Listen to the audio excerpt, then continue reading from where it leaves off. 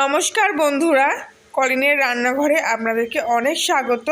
আজকে রান্না করব মুরগির মাংসের মেটে এবং পাকস্থলী। ভিডিওটা সম্পূর্ণ দেখবেন। তেলটা ভালো করে গরম হয়ে গেলে একটা তেজপাতা ফোড়ন দিলাম,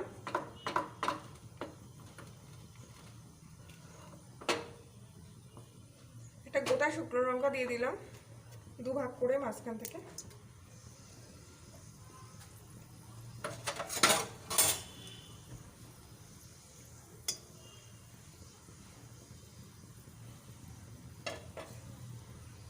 লঙ্কাটা একটু বাদামি হয়ে আসলে আমি একটু সাদা জিরে অল্প করে দিয়ে দিলাম।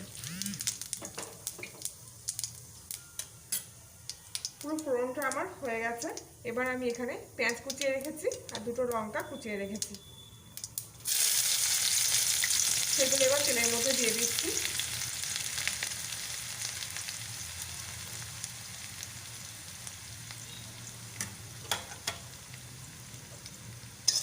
গ্যাসের ফ্লেমটা হাই করে দিয়ে আমি পেঁয়াজগুলো ভেজে নিচ্ছি।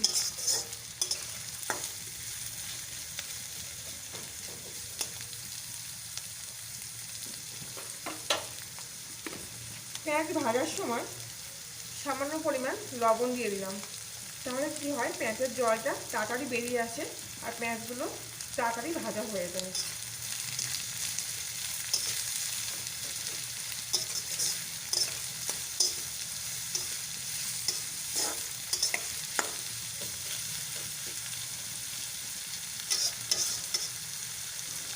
পেঁয়াজগুলো ভাজা হওয়া অবধি অপেক্ষা করব। দেখুন, এবার পেঁয়াজের গায়ে থেকে কিন্তু তেল বেরিয়ে এসছে। এবার আমি এতে 1 চামচি মতো রসুন বাটা দিয়ে দিলাম,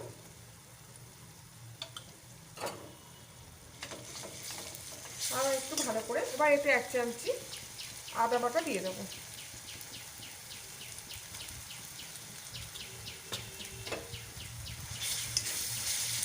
আবারও ভালো করে নাড়িয়ে চাড়িয়ে এবার আমি এতে একটা টমেটো কুচি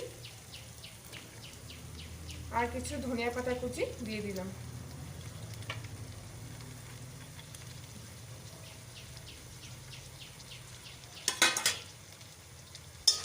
আবারও ভালো করে নাড়িয়ে চাড়িয়ে কষে নিতে হবে মশলাটি সম্পূর্ণ।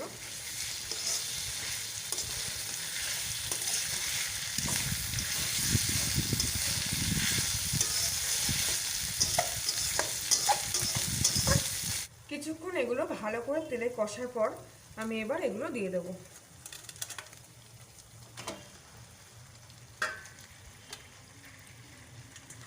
এটা আগে থাক থেকে ম্যারিনেট করে রাখার কোনো দরকার নেই, এটা তেলে কষলেই হয়ে যাবে, কেননা খুবই নরম এগুলো, অল্প আঁচেই অল্পক্ষণের মধ্যে সেদ্ধ হয়ে যায়, তাই আগে থাক থেকে আমি ম্যারিনেট করে রাখি না।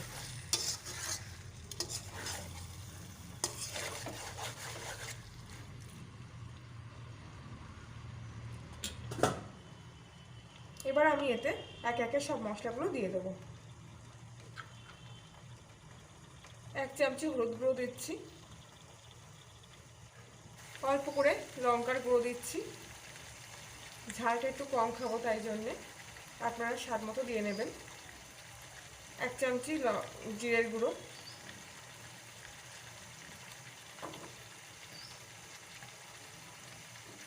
আর সব শেষে 1 চামচি মিট মশলা। মিট মশলাটা দিলে পরে এর যে এটা আছে সেন্টটা খুব সুন্দর বেরোবে আর ভালো কষা হবে মিট মশলা, এটা আপনার। এবার আমি এটাকে ভালো করে কষিয়ে নিচ্ছি।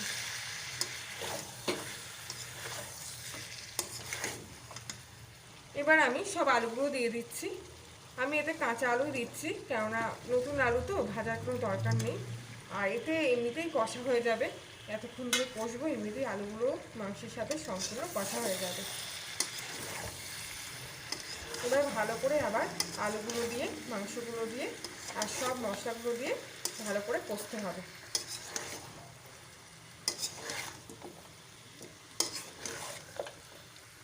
এবার আমি ঢাকা দিয়ে দেবো, মাংসটা দিয়ে 5 মিনিটের জন্য দমে রাখবো, আর গ্যাসের ফ্লেমটা একদম স্লো করে দিয়েছি। 5 মিনিট পর আমি ঢাকনাটা খুললাম।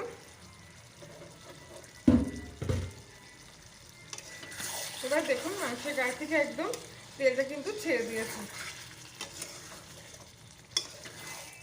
পেঁয়াজ টাজগুলো সম্পূর্ণ গলে গেছে। প্রথমে আমি লবণ দিয়েছিলাম, তারপর আমি আরেকটু লবণ দিচ্ছি স্বাদ মতো।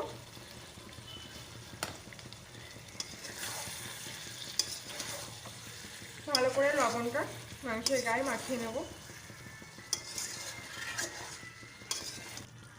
তো সব শেষে আমি এতে 1 চামচি গরম মশলা দিয়ে দিচ্ছি।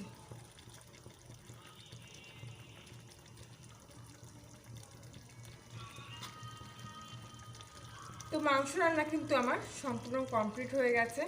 সরি, মাংস বললাম, মাংসের পাকস্থলী আর মিটে। তো এইভাবে রান্না করলে খুব সুন্দর লাগবে। তো এবার আমি গ্যাসটা অফ করে দিচ্ছি। রেসিপিটি ভালো লাগলে অবশ্যই লাইক কমেন্ট শেয়ার করবেন এবং সাবস্ক্রাইব করে পাশে থাকবেন। আজকের মতো এখানেই বিদায়। আবার ফিরে আসছি অন্য একদিন নতুন একটা ভিডিও নিয়ে। সবাই ভালো থাকবে, সুস্থ থাকবে, সাবধানে থাকবে।